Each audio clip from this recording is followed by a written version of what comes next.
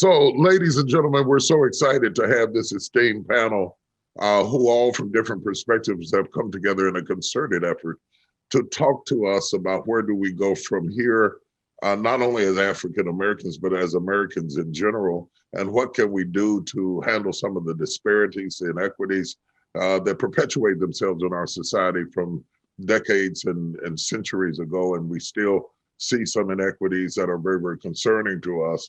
We're excited to have the panel. I want to welcome you here on this platform to talk to us today. And I wanted to start with this. All of you are leaders. You don't always agree. You have different perspectives. You come from different backgrounds. Any perspective you take in this contemporary environment that we're in right now, you're going to face controversy. You can't even say good morning without somebody attacking you. How do you deal with that controversy as a leader, and how do you maintain your position or your commitment in the midst of such visceral, hostile commentary? Well, look, I've been an ordained Baptist preacher for 41 years. So the principles that govern my interaction with human beings happens to be derived from both a biblical, but especially a religious tradition, a Black sacred origin that has as its primary premise and one of its major predicates, a respect of the other, a respect for human beings. That no matter how clashed our views are, how conflicted our perspectives are, we got to respect the other person as your interlocutor, as your potential ally, as your potential opponent, not enemy, but opponent. I think it's pretty well known that I am not a fan of cancel culture, because I think cancel culture is white supremacy on the sly, in the sense that the notion of zero tolerance is not a progressive principle. It's a far right, not conservative, it's a far right perspective that says we will not tolerate any opposition to a particular perspective or viewpoint, and as a result of that, we want to eviscerate it, knock it out, destroy it completely. That is not the best of who we are as a nation. That's not the best of who we are as a people. I think about, for instance, the recent, if you will, flagrant offense by the country singer Morgan Wallen. Use the N-word. Is it good? Horrible. Was he talking about Black people? No. Did he use the N-I-G-G-A versus the other N-E-R? Yes, he did. Evincing a particular familiarity with hip hop culture and its terminological habits, yes. But when I went to look at the film, I saw that he's using it among his own peer group. It was still horrible, it's still horrendous. He admitted it. He even said, please, especially my white followers, don't defend me. Don't defend what happened. I love that. I love the fact that he was self-critical, he was introspective. Therefore, I think it's extremely important to bring that guy back into the fold, so to speak. His record company has dropped him. His agency has dropped him. To me, that is counteractive to a fundamental embrace of a person who's willing, A, to admit they did wrong, who's willing to acknowledge that what they did is horrendous, who's not seeking an easy way out, and therefore seeking an opportunity to engage in what we know as restorative justice, which means if you mess up, you fess up, and then you get dressed up. When Dr. Dyson talks about this being something that originated on the far right and is an exemplary of white supremacy, isn't it also true that far left also has their fair share of that sort of thing? Senator Scott, how do you handle these types of cancel culture situations? Yeah, I actually agree with Dr. Dyson as it relates to the notion of cancel culture should be canceled, number one. Number two, I look at it, the controversy I find myself in, I have a guy who just got out of jail who was trying to kill me, a white racist, and I got a Black guy going to jail who wanted to kill me on the other side. So for me, controversy seems to follow the path I have chosen, which I think is the path that God has chosen for me. My goal, of course, is Matthew 25:21. Well done, my good and faithful servant. As long as I remember why I'm here, the rest of it will take care of itself. And certainly, the stronger your why, the easier what, the clearer your how. So when you're trying to make progress, especially these days, we have to pay attention that we can actually agree to disagree without being disagreeable. That is not in today. That is not the end thing to do, but it certainly is the right thing to do. And if we're going to make progress as a people, we're going to have to make sure that the concept of being a monolithic group, it's never been true. It will never be true. So we need to have voices speaking into our community from within the community that has different perspectives on how do we solve the problems that we all see. The one thing I can say, whether you're on my side or on the other side, that typically we see the same problem. We want to address the same problem. I'm going to bring a solution that I know that has worked. I've tested it historically, I've tested it biblically, I've tested it personally, and I can see the current events lead in the same direction. So when it comes to controversy, I'm familiar with it. But what I do is I keep my eye on the prize. My prize is not what I get out of it. It is the generation and the generation that follows that generation that will come after me, that will never know me, who may know my name because it's associated with something that helped me here at the end of my days. Well done, my good and faithful servant. You know, I made a mistake when I started. I pointed out what was different and unique about everyone coming from different perspectives on the team. We've got the female perspective, right, left, all of that perspective. I failed to underscore what is alike about the team. That all of you are people of faith, that all of you love God, that all of you love this country, that all of you love people in general, that all of you want to leave the world better than you found it. When you look at that and you look at the complexities of today and the disparities that we face today, Dr. McKenzie, you said something. I'm going to put you on the spot a little bit. You might not even remember this, but it's my favorite quote from you. And I have told everybody who will listen about it. When I heard you speak at the White House at a prayer breakfast several years ago for the former President Obama, you made a statement about willful blindness. Mm-hmm. And I heard it then, it resonated then, and it has gotten louder and louder and louder in my ears. Do you think that there is a willful propensity to ignore the obvious, and why do you think it exists in our country today? And how do we heal that blindness that stops us from being able to see the plight of the less fortunate? Bishop, thank you so much. And thank you for assembling the panel and having us be present today to be able to share this discussion. Yes, I remember that quote. I remember that word. And I was talking about the courage to see. And I used an example of a surgeon who participated in the first cataract surgeries, and people who were blind from birth had an opportunity to see. And there was a variety of responses. Some welcomed the sight as beautiful and wonderful. Others were slow to it. They opened their eyes slowly for only a few minutes a day or a few hours a day. And others totally rejected, because the world that they were used to, the world that they knew, was dark, and that darkness was safe, was a safety measure. So in order to see, you have to have courage. You have to have courage to see what you've never seen before from a different perspective. And then you have to have the courage to go beyond your comfort zone of what is safe and dark to be able to participate in the light. And so we grow up in houses with experiences where we see things, we hear things, and we're taught things. And we believe that is the truth until we see the truth. And then when we see it, now our ego is involved, because I don't want to be proved wrong. This is what I believe. This is what I know. I know it's true. And so it takes a uncomfortableness with an uncertainty to reach beyond your perception and grab the truth, especially if the truth that you know has been self-serving, which supports your stance where you are. And so, I've been in discussions where we talk about privilege and so forth and so on, where people say, well, why should I share my slice of the pie? Why do I need to take care of everybody? Why do I need to be sensitive to needs of others? If you have always participated in a world where everybody has everything, you can walk in the store and buy what you want without even asking how much the price is. Go wherever you want to go. Get on a private jet. Go somewhere. It was cold in Texas. I can go to someplace warm. If you've always lived in the world, then you do not understand the other side of the world, where people are scrapping to have something to eat. They're praying to have some water. Their kids go to school and they're on the free lunch program. 1 in 5 children in America live below the poverty line. That means then living below the poverty line now impacts their social development, their emotional development, and their economic development. They are more prone to all of the isms that are in the world, and they are now starting out in life way beyond the starting line. And so people say, well, you just pull yourself up by your bootstraps. That's great if you have boots. Boots. Then what are you going to pull up on? Oh, I love this. You're reminding me of how smart you all are. This is going to be a great conversation.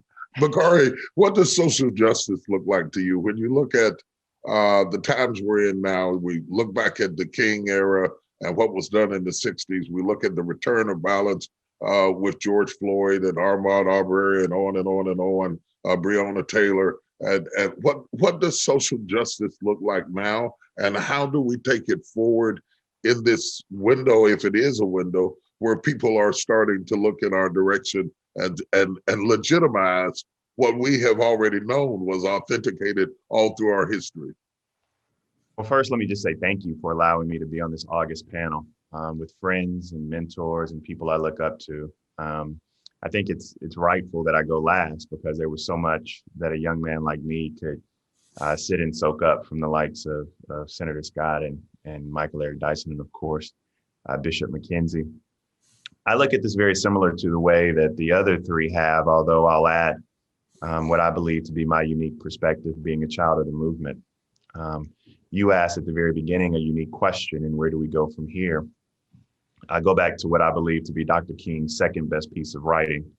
His first best piece of writing was, of course, the letter from the Birmingham jail. I always tell folk, if you think it was I Have a Dream speech, we can fight after this. But his second best piece of writing was, where do we go from here? And in that book, he gave us two choices. He said we could have chaos or community. I think that when I look at my good friend, Tim Scott, I see him in a light that's different than most. I see Tim Scott as the first African-American elected statewide since 1876 in the great state of South Carolina. I recognize that history. I recognize all the people who toiled in the vineyard. I recognize that he represents the Robert Smalls. He represents the Cleveland Sellers. He represents the Benjamin Mazes and the Septima Clarks and the Majeska Simpkins, all those individuals who paved the way, the George Elmores who sacrificed everything they had so that Black folk could have the ability to vote in this country, the Sarah Mae Flemings who sat down 17 months before Rosa Parks. You know, these are the stories that we must share. So you asked me, what is the most difficult question? There is a great deal of pain in our community. And when I think about the way that we have to evaluate this, I don't want to say the name too loud because I have, as y'all know, I have toddler twins and one of them is named after Stokely Carmichael, but I don't want to say Stokely too loud. He'll jump up in my lap. But Stokely would always define our discussion as this. He would say that if you want to lynch me, that's your problem. But if you have the power to lynch me, then that's my problem. We're dealing with power constructs that must be reimagined in this country. I think the way going forward is we have to reimagine the way that we educate our children in a 21st century global economy. We have to reimagine the way that we get the implicit biases out of our healthcare delivery system. We have to reimagine the way that we look at restorative justice when individuals get locked up. We have to reimagine what this country should be. And I think that that is the way that we bring more people on board to join our journey in reimagining what the United States should be. You know, I don't necessarily have that answer to the question because for me, I under the pastor-client privilege that I share with Bishop Jakes, I call him and text him because I struggle with this. I struggle with, my heart is beating so fast thinking about the beginning of the George Floyd trial on March 8th. I know there's going to be another Breonna Taylor. You talk about this moment, but our country has missed these moments so often. In 1955, we thought we were going to have a new moment after Mamie Till let the world see what racism and bigotry had done to Emmett. In 1968, we missed that moment after the assassination of King, or even go back earlier than that. We missed that moment after the Edmund Pettus Bridge, which was the first time that white folk had seen Black folk be bludgeoned on live TV. And then I go to my good friend, Bishop McKenzie, you know this, and Tim knows it better than most. I think the three of us probably know it better than most. We missed that moment in June of 2015 when we were all in TD Arena. And with all due respect to my pastors, y'all think y'all can sing. And y'all remember when Barack Obama sang Amazing Grace and he didn't hit near note, and he didn't hit a note because the AME bishops had to carry it for him. Whenever the AME bishops are carrying the notes for you, you didn't hit a note. But it was that moment that I felt so good. I mean, I can't even describe it. I walked out of that arena knowing that we had just laid my good friend Clemente Pinckney, who I served with, who Tim served with, we just laid him to rest, who you all served with as men and women of the cloth. And I walked out and I was like, man, this, my heart is beating red, white, and blue. I think that we're going to realize why Robert Smalls stole that boat off the coast of Charleston. I think we're going to realize what Denmark Vesey was fighting for. My dad is going to be proud. And then, a few days later, we're back to that same cycle. And so sometimes it gets difficult to think that we're going to break that cycle. But I think that's the challenge for all of us, so that my children, so that Stokely and Sadie grow up in a country where I think my only dream for them, in fact, I know my only dream for them is that I want them to be free. I think that's really, reimagining the future so that we can experience the present differently by understanding and appreciating the past uniquely for our kids and our grandkids, so to speak. What Bakari talked about there was so critically important. Clemente Pinckney, such a powerful voice of reason, a powerful witness for the Lord. My uncle went to that church for 50 years, sat under Clemente Pinckney before he passed away, and had such a profound impact on all of us in South Carolina. Out of that, however, did come change for South Carolina, but not really for the nation. But what preceded the death of the 9 parishioners in the church was the killing of Walter Scott, a namesake but not a relative, April of 2015. And I started thinking to myself that we have to come together on solutions that prevent these things from happening. And it took Walter Scott, several other murders, and then George Floyd for us to get serious about things that provide view. I've often said that if a picture is worth 1,000 words, then a video is worth 1,000 pictures. What changed with Walter Scott is that we had video. And so as I reimagined the future, I started then in 2015 advocating for hundreds of millions of dollars for video cameras so that we could see what was happening. I started partnering with friends on the other side of the aisle so that we could talk to the DOJ. What Bakari just talked about was so important because it's the pain in our lives that literally can be leveraged for our future.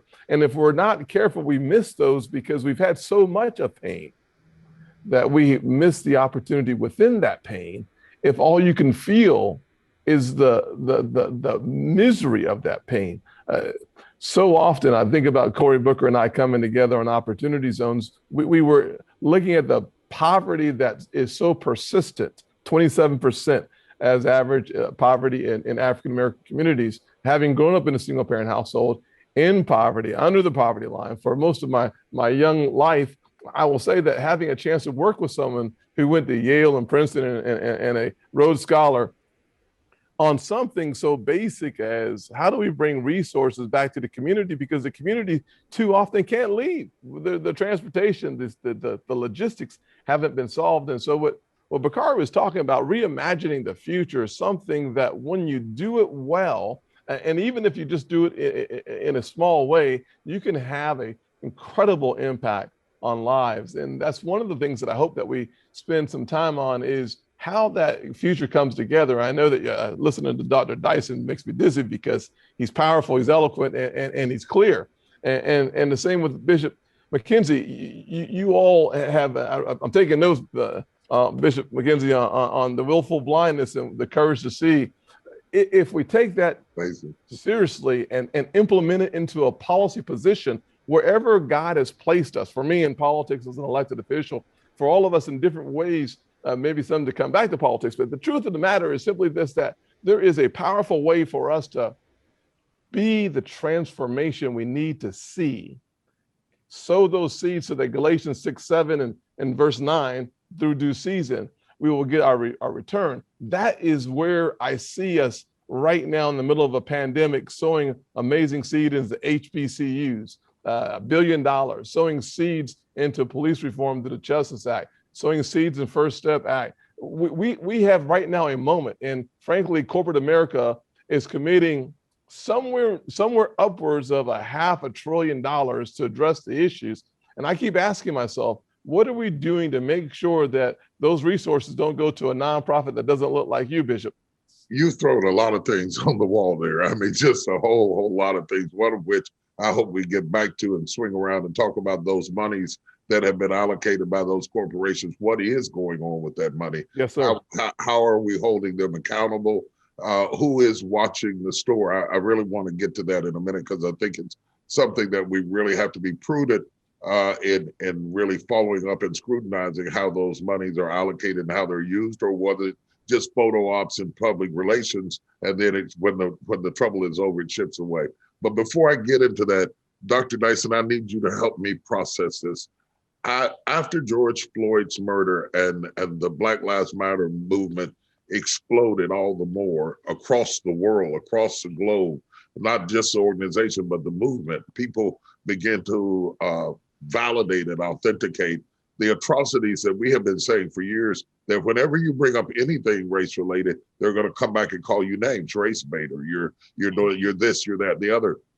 To see that many white folks standing with that many Black people holding up the same signs, for me, was quite emotional, because I remember the 60s. I was a little boy, but I remember the 60s. It was predominantly Black people marching in the street. It was speckled with a little bit of salt, but it was mostly pepper out there all over the place, okay?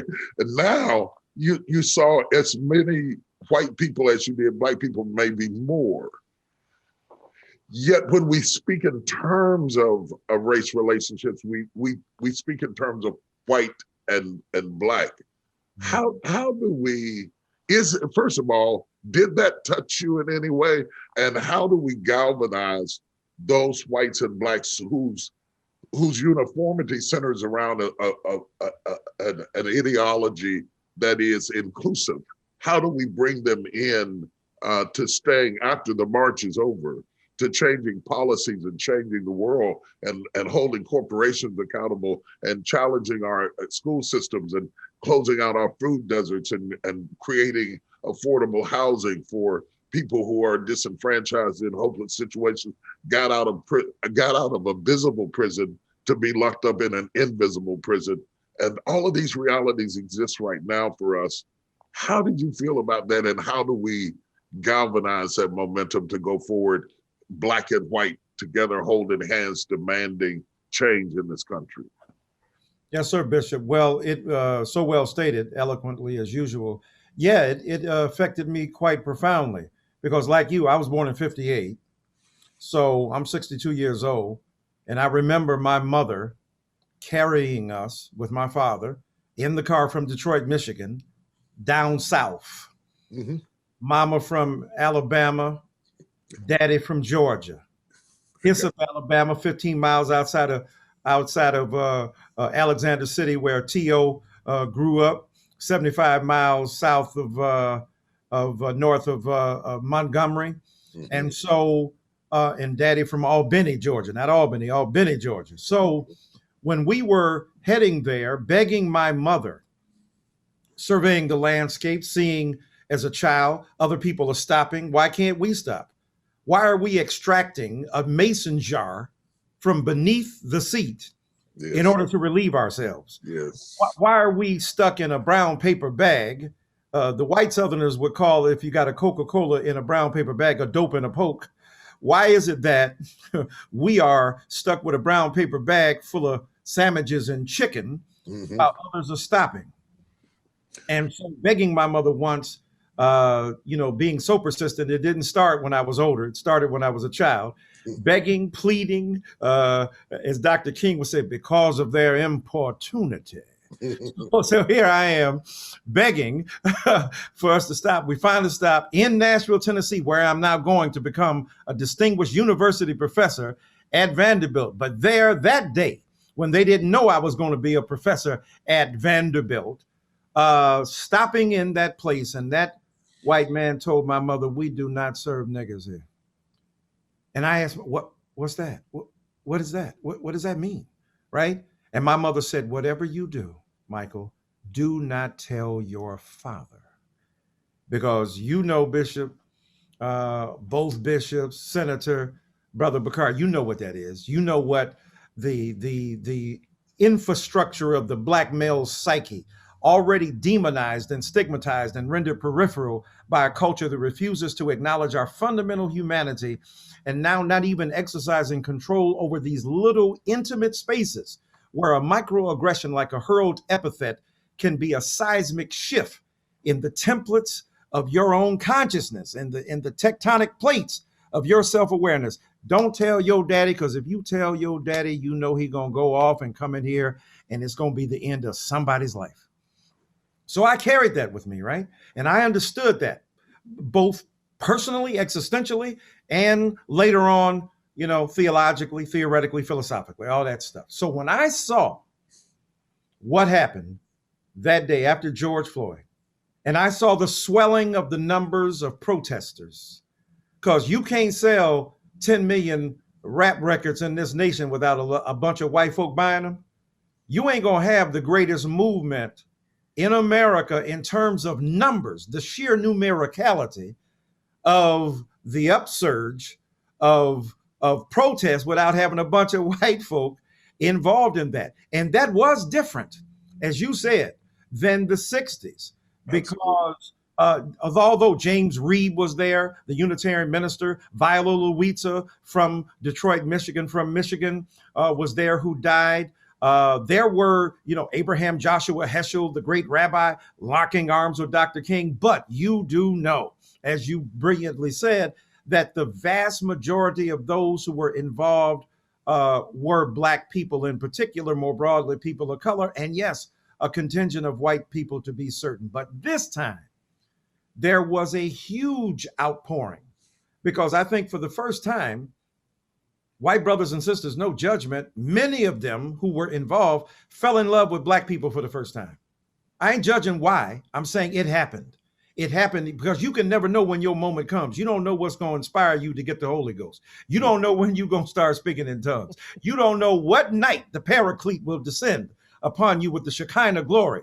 And you could preach for 1 minute like Bishop, both of them, Vashti McKenzie and T.D. Jakes. But when that minute is over, you're back to homiletical neutrality. The rest of us, and they still in their genius. But on that day, on that moment, many white brothers and sisters fell in love because they got it. Why? The pandemic had us at home.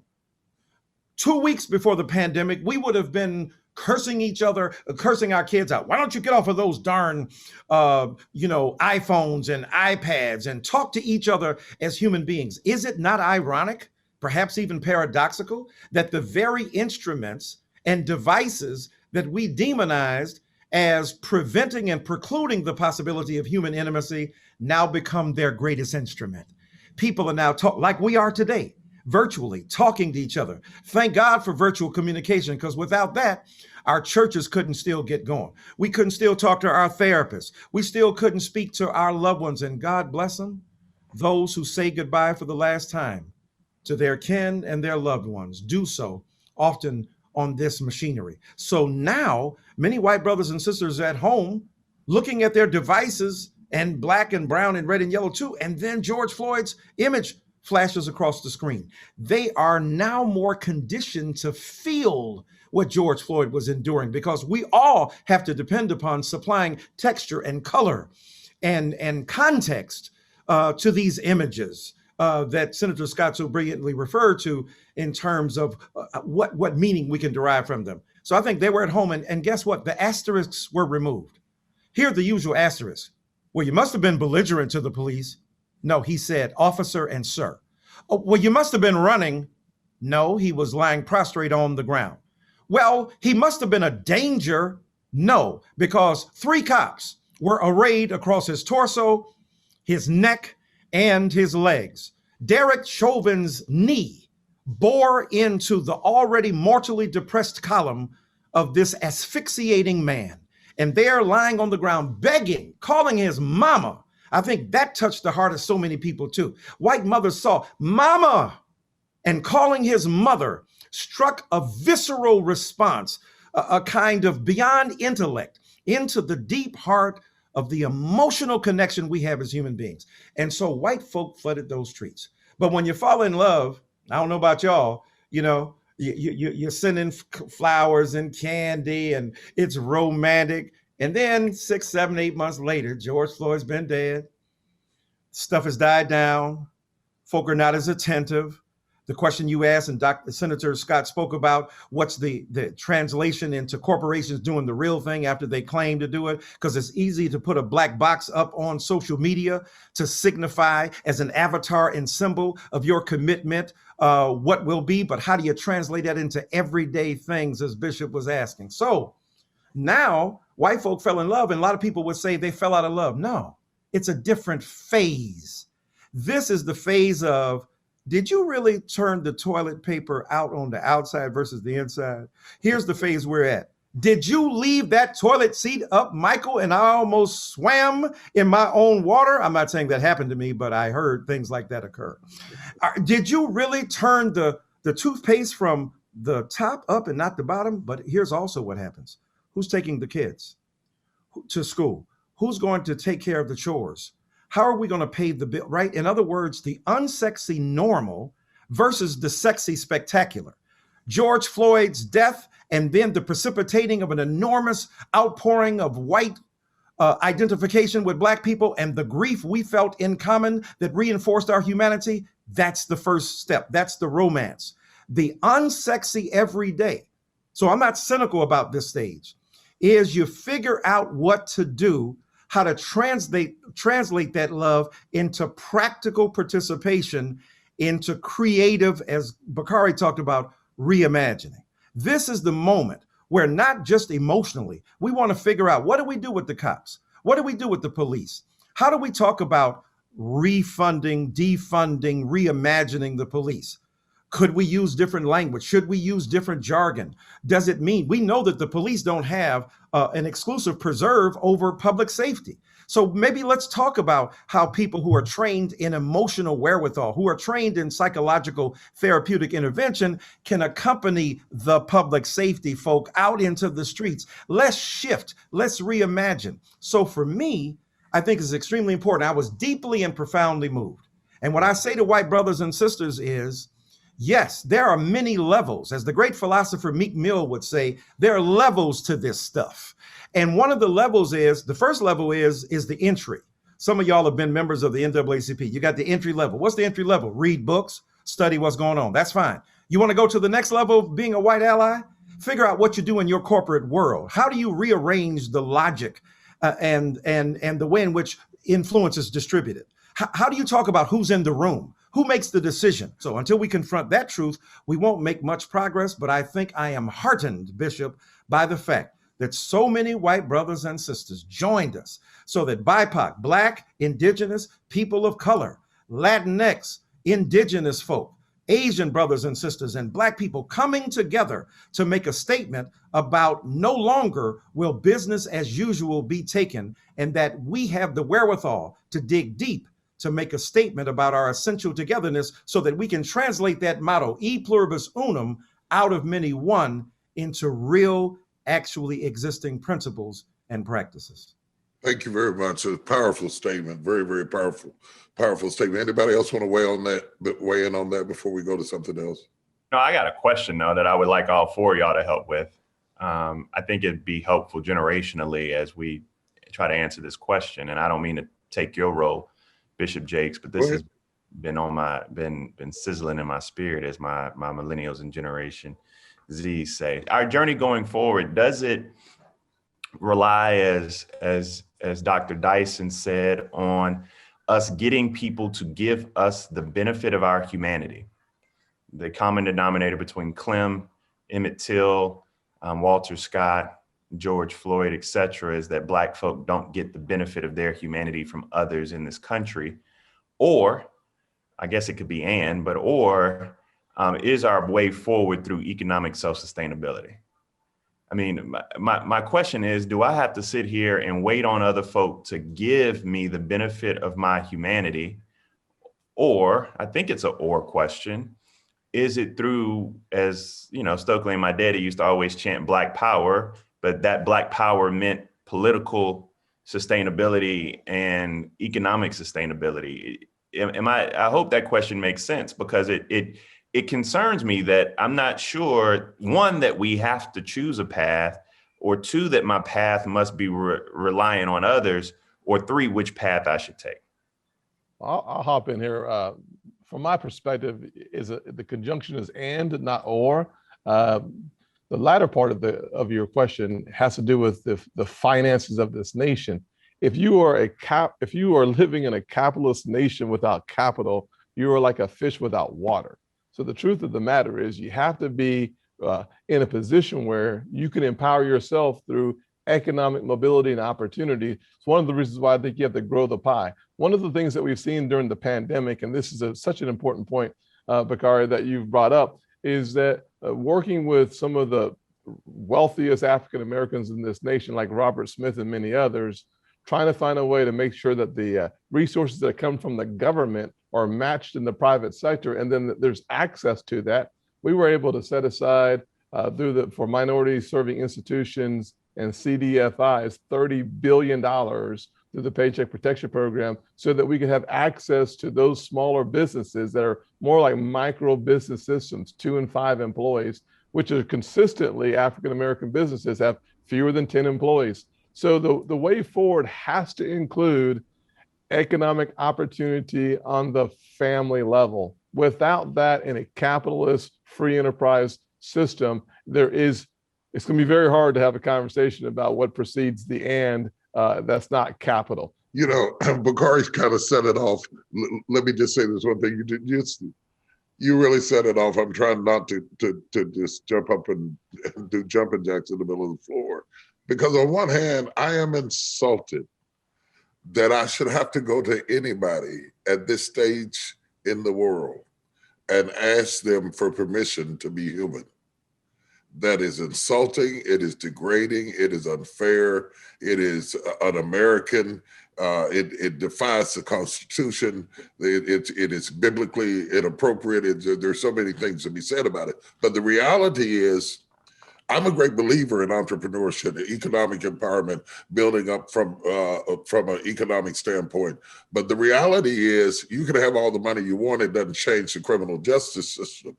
It doesn't change the policies. It doesn't change qualified immunity. It doesn't change things that are beyond a check writing being able to rectify. So I certainly agree with the senator when it says it's not either or, but both and, in order to be free. But I'm going to get out of Bishop McKenzie's way, because I could tell she was ready to jump on us. Let it rip. I'm enjoying the conversation, and there are pieces in everybody's conversation that yes, yes, yes, yes, and yes. But words matter, and what we say and how we say it has impact. Dr. Dyson has a way of saying things, so when we talk about, okay, Clemente Pinckney passed. No, he didn't pass. He was slain. He was murdered. And so we have to say what it is. And sometimes saying what it is will get you in trouble and all of that. But it is what it is. And we all watched it. And so the game changer back in the early 60s was television. And so because people were able to see the dogs and the hose, that became a game changer. Now, your cell phone, everybody's a movie producer, movie director. And so now you get to see it. But see, you're only seeing a part of it. You're seeing what's being captured. So if I'm only seeing 10% of what's being captured, then there's a whole 90% of people who are being persecuted, not silently, but violently, and they're suffering beyond our view sight.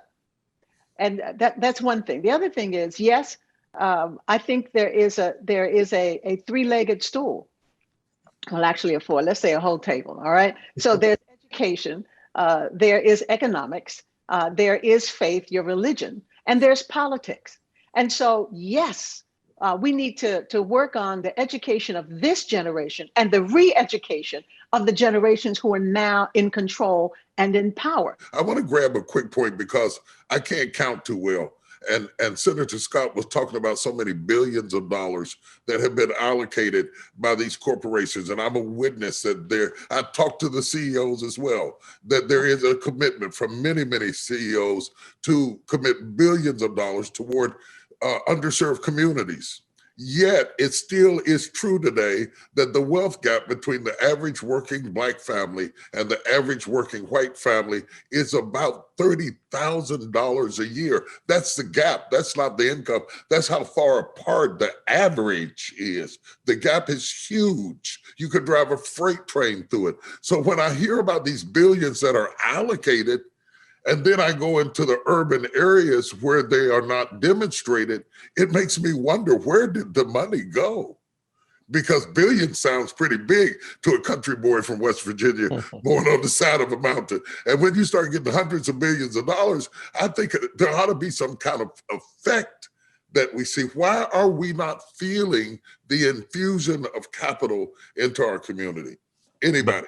But let me also say, let me also help you reframe the question, because it's not just urban communities that it ain't getting to, because I'm from the poor Black rural South, and it ain't getting there either. We still got a quarter of shame in South Carolina, where kids go to school and their heating and air don't work, their infrastructure's falling apart.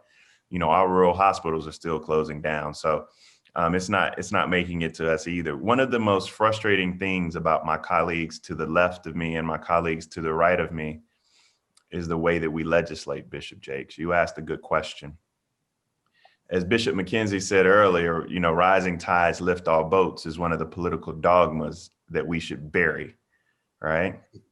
And I think that we have to understand that race neutral policy cannot effectuate change when you have race specific problems. My friends to the far right and my white progressives all legislate from the same way. Let me just tell you what I mean by that. The PPP program, which was billions of dollars, didn't make it to Black and brown communities, Black, brown, and Native American communities that were devastated by COVID-19.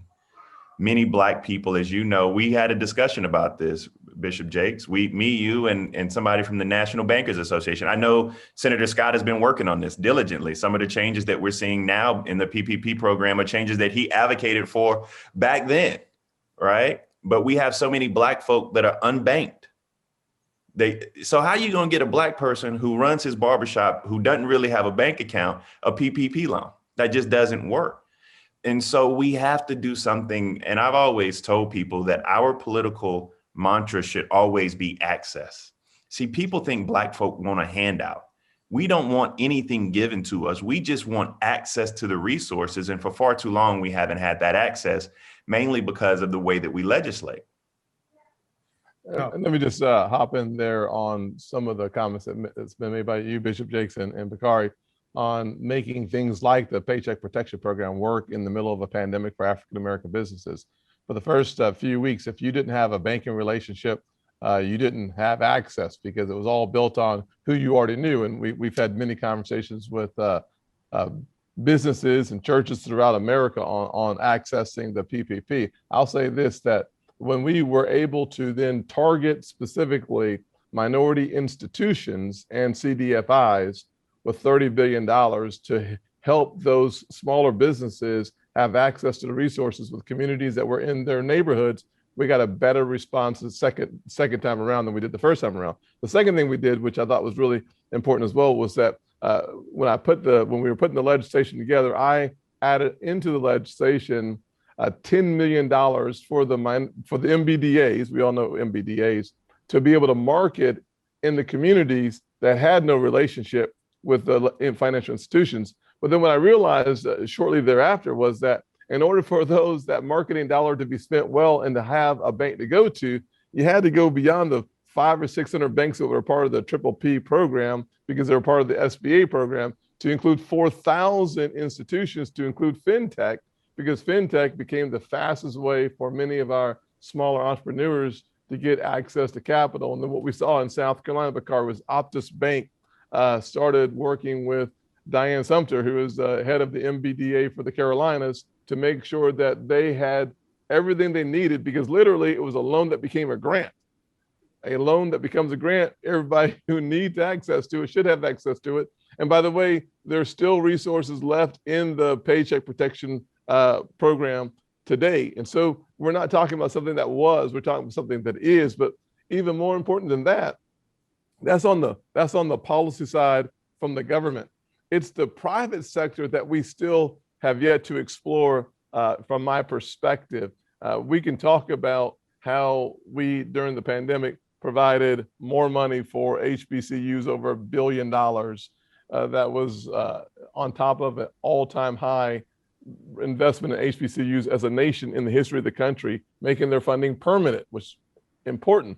But we need to go beyond even those dollars on the public side and go to the private side. The $500 billion that I was talking about are resources coming from some of the largest corporations in this nation who need to be held accountable for not buying ads and books, not putting black boxes on ads, not showing me diversity in your commercials. I want to know who's in your supply chain. What vendors are now a part of your team that were not a part of your team before? Tell me about the progress. How do we chart the course for your board members and your C-suite? Absolutely. When we start doing that, and I've got a conversation in about 2 weeks with 10 of the major companies, I'm asking them, show me where you were, where you are, and where you're going. Tell me your roadmap for getting us there, because I've only been here for a couple of years, but I've been around long enough to realize that if you don't have a roadmap, I'm not here for wishes and promises. I'm gonna pray in church, but you got to produce for me. James 2:14, 2:17 says, faith without works is DEAD, still spells dead. And so I'm asking for all of us to put pressure, especially as consumers, on these companies that show us good opportunities, but we can never measure it in new businesses and new opportunities and access to capital.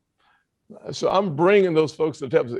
Explain to me, as your United States Senator, why it is I can't understand the words coming out of your mouth when I look at the piece of paper that tells me that there's been no change in the last 3 years. That won't work for me. And so I can use my bully pulpit, but we all have a bully pulpit to hold the government and the corporations accountable. I'm asking us to ask the questions and then hold accountable AT&T, the Coca-Colas, the Wells Fargos.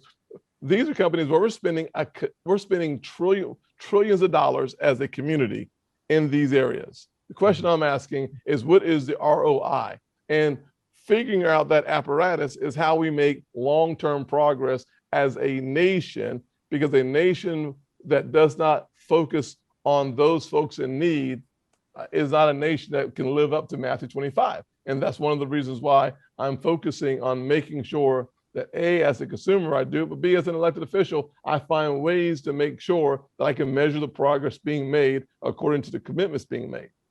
After all that brilliance, I want to say in answering, Bakari's question, your other homeboy, James Brown, said, I don't want nobody to give me nothing. Open the door. I get it myself. So the vicious mythology has been that Black people have not often or always been about self-help. That's often the only help we had. When we look at enslavement, when we look at Reconstruction, when we look at Jim Crow, when we look at post-Jim Crow, when we look at the burgeoning of the Black middle class, when we look at the upward mobility of Black people, we have had, the sororities, the fraternities, the volunteer organizations. We have leveraged all of the incredible opportunity and the wealth that we have had in defense of our bodies, and in defense of our brains, and in defense of our livelihood. So there's no question that Black people ain't waiting around for nobody to give us nothing. As Bakari said, and as all of you have reiterated, we just want the opportunity to be able to maximize our potential. But as James Brown would say, also howsoever, the truth is that we also have to hold this government accountable. Because when Tupac said, just the other day, I got lynched by some crooked cops, and to this day, them same cops on the beat getting major pay. But when I get my check, they taking tax out. So we paying the cops to knock the Blacks out. He's talking about a fundamental proposition. You ain't got to be no Marxist economist to understand you're subsidizing your own oppression, and your tax base is supporting police people who deplorably and, inexcusably treat you as less than human. So it ain't about asking, it's about demanding. As Martin Luther King Jr. said, we ain't going nowhere. We done built this nation. And if we now we have a commission in the Congress, Senator Scott, talking about reparations, studying what the exact level, degree, consistency, pedigree, and quality of commitment will be, and whatever that looks like. The point is that if we want to talk about other ethnic groups who have catalyzed their upward mobility, they have had a mixture of their grossly independent, autonomous attempt to try to get to do for themselves. But at the same time, we know that money talks, and we know that money translates into political power. And those with the cash often, in one sense, begin to sway and have tremendous influence over those who are in the political world. And the other thing that I think that we cannot move away from, demanding requires a sense of empowerment that is lacking amongst our people. We have been so oppressed so long that even when the door is open, the canary stays in the cage. And demanding is the language of the intellectuals and the financially endowed Black person clearly has enough strength to demand. To the welfare mother who's got 3 kids living in a 2-bedroom apartment, telling her to demand when she has to wait in line, wait on food stamps, wait on the bus to come get her, wait. Feeling that sense of power is something that we have to work on in order to evolve. I think part of that sense of power does come through the church, does come through our faith, does come through the heralding of empowerment, starts on a very spirit level, not a dollar level. Bishop McKenzie, what is the role of the church today beyond the preaching of the gospel and the conversion of the soul? What do you see as the role of the church today? And are we living up to our ideals? I think some of us are, and some of us are on the way, and some of us are not. For us, we come to worship and we leave to serve. That's it, period. As a pastor, a preacher, a bishop, a presiding bishop, our responsibility must be beyond those who are part of the household of faith, that we have to take care of the community. Everyone who lives within the shadow of the citadel is our responsibility. They are our membership, whether they come or they don't come. We have to be the voice for them. We have to stand up for them. We have to go to the city council and represent them. We have to go to the meeting of the school board and represent them. We have to speak truth to power. We say that over and over and over again. We have to speak truth to power, that if no one else, we're the ones that must speak up for ourselves and for our constituency, which is beyond the 4 walls of the church.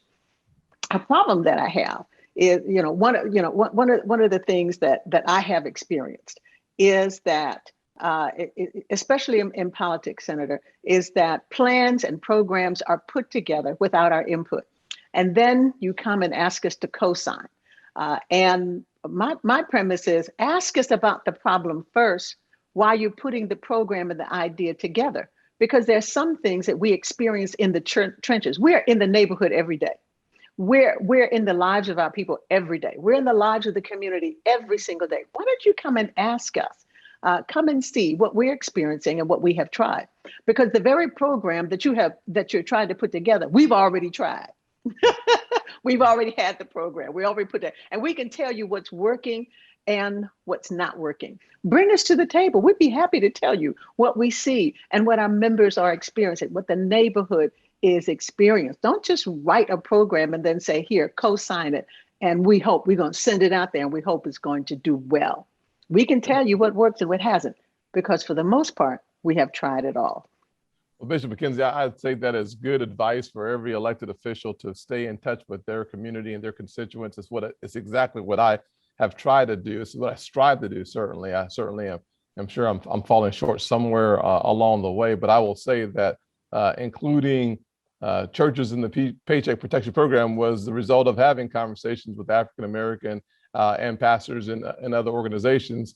It was increasing the amount of money that you can give as a line item on your taxes for charitable contributions to organizations was a result of having a conversation with my pastor and other pastors on a nationwide Zoom. The focus that we have taken on opportunity zones happened through the consultation with friends on all sides of the aisle, not just left and right, but left, right, middle, and on every side. And so what I've learned though through time is that most people think of politics as a national conversation. Most politics is a local conversation. What you just mentioned about enterprise zones and the challenges that disrupted your tithes and offerings happened on a local or a state level and not on a national level. One of the things that is missing most in understanding and appreciating the layers of government is that the layer closest to the people have the most direct and immediate impact. I spent 13 years on county council and chairing a council, so I understand what happens when local government makes a decision that has major impact on minority communities, but spent no time asking about the ingress, egress, the routes, about frankly, little things like stop signs, speed limits, big things like planning and zoning. Those things have such a disastrous impact on communities that should have representation at the table. We should be as engaged, frankly, on the local level as we are on the national level, because that is what's determining the outcome of our communities every single day of every year. Bakari, I want you to jump in this. We're giving a report card to ourselves. Is the church at all relevant today in the battle, in the struggle, in the raising up of people? And what is our report card on the street? The answer is yes. I mean, I always would say that the Black church is necessary, important, relevant. Bishop McKenzie probably said it best. Some are doing it, others are just there on Sundays, and some have stated that this fight is not theirs. You'll be surprised how many churches, I know Senator Scott, being a politician, is probably coming into contact with this. Don't let elected officials in their church. Don't let them say nothing. It's a weird thing for me. Don't recognize them, just want to keep themselves totally separate. I just find that I didn't go to divinity school or seminary or anything. So I find that to be a little weird. But I will tell you overall that for me personally, I would say that the church, notwithstanding the two individuals who are here who are representative thereof, probably gets a C+. And I think if y'all weren't there, they probably wouldn't get that high. And my comparison is to the role and the import in the church in another generation, in the generation before mine. I hear the stories about how the church was the meeting place that we went to gather when we were going out to plan our voter registration drives, or when we were organizing behind any particular candidate, or we were trying to plan the sit-in movement or the march that was going to happen. It was the church that was the shelter. It was the church that was the sustenance. It was the church that provided not only that hope on a Sunday that led us throughout the week, but gave us so much more. And in many communities, I think that there is, that the church has fatigue like the rest of us. And my only advice is that the church can't get tired. In the words of the poet from Texas, as Michael Eric Dyson always says, Kevin Gates, you just can't get tired. And the church is somebody who we look to, who has to keep going. It is our guiding light. It is our principle. There is no time. There's no option for you to get fatigued. There's no time, no option for the church itself. I understand members may, but for the church to get weary. And I just feel like the church got tired like the rest of us and is gasping for a deep breath. And during that time, many of us are hurting. And so I know that we are thirsting for the streets, the community are thirsting for the church to reassert its role in our communities. And I think that part of that is a disconnect between what's happening in government, as Bishop McKenzie and Senator Scott said, and what's happening on the streets. Because, I have spoken to people in the previous administration and said that if you want to do vaccine distribution, it needs to go through the AME church, the CME church, that needs to go through the Baptist. It needs to go through, you need to make sure that you have Bishop McKenzie and Bishop Jakes giving out information. You need to have the drives at their churches. We need to have it at our the speakers and the people doing the PSAs need to be our four medical schools and universities, because we still have that trust in our institutions. We still have that want for our institutions to succeed. We just need our institutions to not get tired. You know, it's interesting just to hear that critique on it. My only footnote is, even in the 60s, the church wasn't a monolith. It wasn't quite as good as we like to remember it. There were a lot of churches that didn't even allow Dr. King in. Bishop Jackson, wasn't it Bishop Jackson in Chicago who changed his street address because they named it King Boulevard, and he changed it because he did not want anything to do with that. So you're correct. Yeah. So it wasn't as good as we like to remember it, but it wasn't bad either. The church certainly has had a paramount role in the development of our community, and I think needs to continue to do so in a myriad of different ways in order to be effective. And whatever our report card is, we take it humbly and have to do more to change it. But when you think of the church as an entity, it is not a unified entity. We are as diverse as fingerprints. There is no one school of books that we come from, one school of thought that we come from, one denomination that we come from. And now more than ever, anybody can go on the internet, get ordained on the internet, get a building, and if they have a modicum of talent, they can start a church and not be up under anybody's control or authority. And it's kind of the wild, wild west out there sometimes, trying to get us all to hone in on one idea when we're coming from. Some of these people, I don't even know where they came from. They just came up out of there. We just looked up and they were there, and they had a following, and you had to acknowledge them as having a following, and they didn't all come from the same school of thought by any stretch of imagination. I want to take careful, judicious appreciation of your time. So I'm gonna end with this one question. We have been traumatized. Some would say we've been traumatized for the last 4 years. Certainly over the last year, we have been deeply traumatized. The reawakening of old wounds, the gunfires in the street, the notion that we're not safe in our own apartments, that somebody could come in and shoot us and get away with it and be excused from it. The notion that we might not be safe going jogging. The notion that I personally, my youngest son just drove back from California, and I'm worried till he gets back in, not about the weather, I'm worried about the police. That is a reality for us. We have been, every weeping mother identifies with another weeping mother that never got on camera. We've been traumatized by the virus, which disproportionately has affected our community. So out of those 500,000 body bags, a good portion of them are brown and Black people who have families. So we can count the dead, we can't count the families. As a pastor, I am blatantly aware of this because we get the calls, we hear the screams, we hear the cries, we see the dysfunction, we see the angry children, we see the bereaved mothers and daughters. That's trauma. When you add all of that to what just happened in Texas and what continues to happen around the country, we have become a cesspool of pain, internalizing it more and more and more. And generally our only outlet is not therapy, because we don't go to therapists like we should. It's not group counseling. We don't take advantage of that either, and seldom have the resources to pay to be a part of all of that. It has been the church. But guess what? The church doors are closed. So we are taking all of this pressure in, and very few ways to let that pressure out.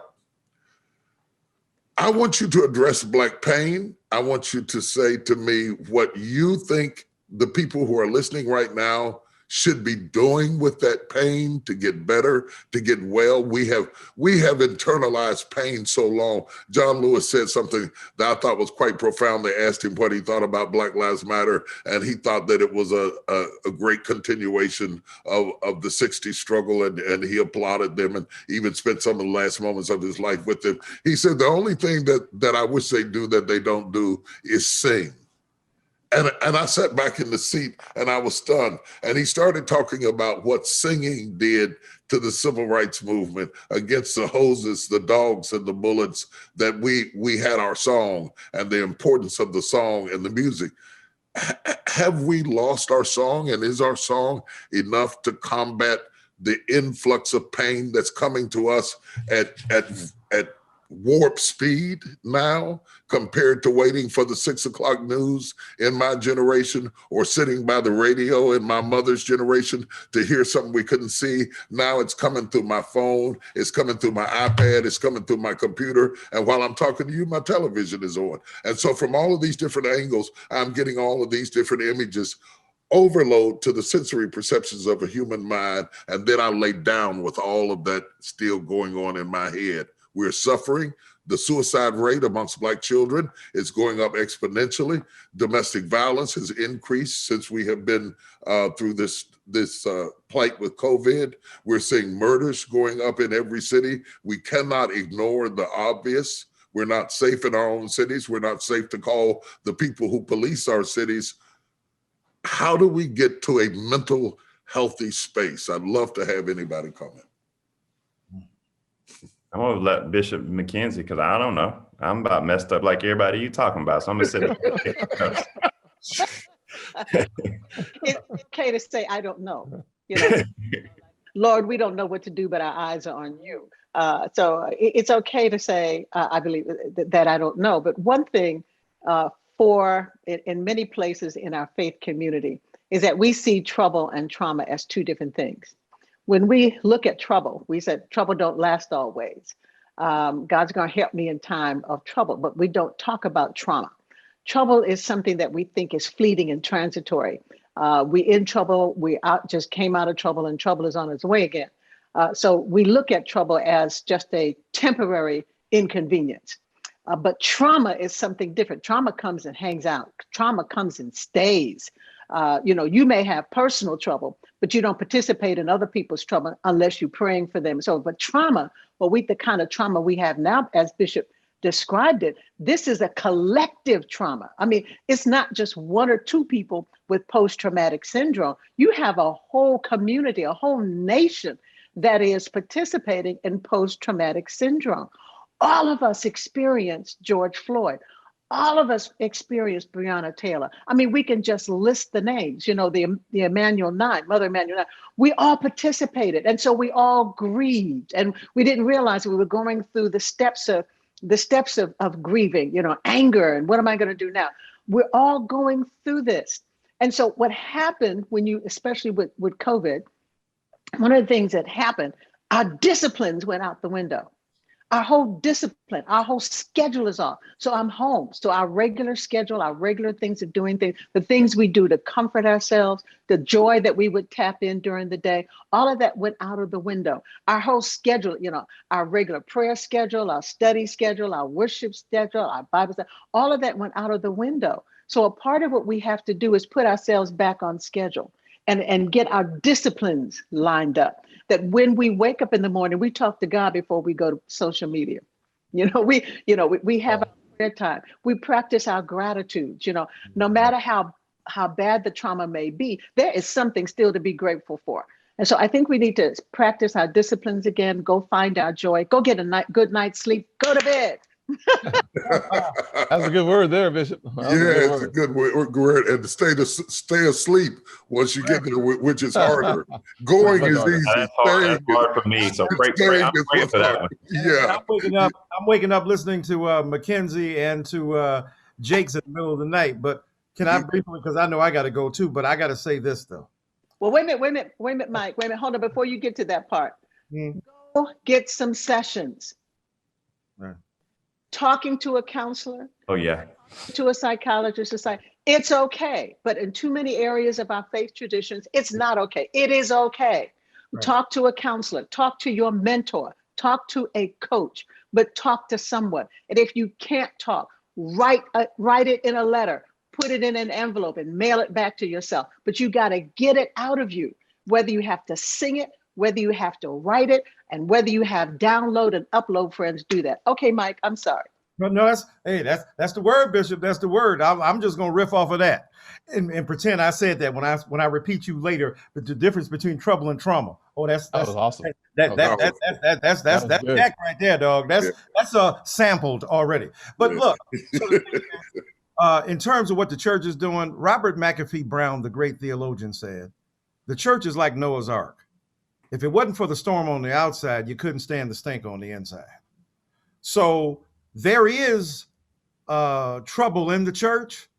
There is stink in the church, but the storm outside is so compelling that we have to realize and recognize that the church continues to offer a service. It continues to offer a unifying fiction, a narrative, a story that people can come to, a truth that is revealed to people. It offers the possibility that through the centuries and over the course of time and the vicissitudes of both our individual lives and our collective experiences, that there is something to be said about that story, so that when a great Bishop McKenzie or a great Bishop Jake stands up to preach that word, there is the presumption of a certain level of biblical literacy in a universe of interpretation that allows us to tap into you intuitively. I'll give you my 60-second version of Dr. Dyson's real quick here. I think it is important for us to spend a little more time in the word. Last year has been hard. It has been painful. It has been misery for so many people. And I woke up one morning and realized in April or May, actually it was April, I called you, I think it was, to have 30 days of prayer. One of the things I realized helped me out was, number one, spending more time early in the morning in the Word of God. Number two, remembering 1 Peter 5:7, casting all your cares upon the Lord. Philippians 4:6, understanding how to focus on the good news. There's so much good news that we miss in the middle of a pandemic because all we see from cover to cover, from screen to screen, from TV to TV is bad news. There is a ton of good news. I would recommend everyone watch the episode you did with Keon Henderson. You want to be pumped up and filled with the Holy Ghost? Watch Bishop Jakes and Keon talk about life and the pursuit of significance. I have placed in my YouTube TD Jakes every day for the last several weeks, and then I add other speakers on top of that, so that when I leave my house in the morning, I am prepared to go legislate as an official. And there's a whole slew of things that I'll put both of the bishops in touch with from a resourcing standpoint that we have made available, that maybe there's not enough information out there on finding the resources. We spent $7 trillion as a country, twice what we usually spend, bringing resources into some areas that I hope everybody knows about. We certainly have made sure that in South Carolina and frankly around the country, I want to make sure that you all have that information, and I'm gonna stop there. God bless you. Thanks for having me. Absolutely fabulous. Only on a platform like this do you get the brilliance of Bakari Sellers and Senator Tim Scott, along with the Bishop Vashti McKenzie and Dr. Dyson, all in one place. It has been such a privilege to have you and to share you with a broader audience. Your wisdom, your thoughts, your reflection has been quite profound. To the viewers, I would end with simply this. The church is comprised of people, and anything that's comprised of people is going to have its flaws. The messengers are flawed, but the message is still relevant. There is a reason that God did not allow Jesus to come through the Roman lineage and be a part of the aristocracy of the times. He purposely chose that Jesus would come through a lineage of people that at the time of his birth, they would be oppressed, not just him, but they would be oppressed. Our faith is just as relevant now as it's ever been in the history from its very inception to this present moment, because we have a suffering Savior. We have a bleeding physician. The emblem of our faith is a cross. There's no fallacy here about pie in the sky and victory without being victimized. It is quite clear that Jesus was born in an oppressed environment, subjugated and demeaned by an empire that oppressed him. And even lower still, he was rejected by the people who were already oppressed. Ultimately, he ends up on a cross. And there he bleeds to death on the cross through a criminal justice system that had no justice. Our message is not far removed from our newspapers. The criminal justice that persecuted Jesus, it's the same kind of criminal justice that's persecuting us. The good news is he didn't stay on the cross and he didn't stay in the tomb. But early Sunday morning, he got up again from the grave. Our message is a message of being able to come above the obstacles and the vicissitudes of life. Whether you are going through trouble or trauma, when all is said and done, there's victory on the other side of your pain. Hang in there, and thank all of you for sharing with us today.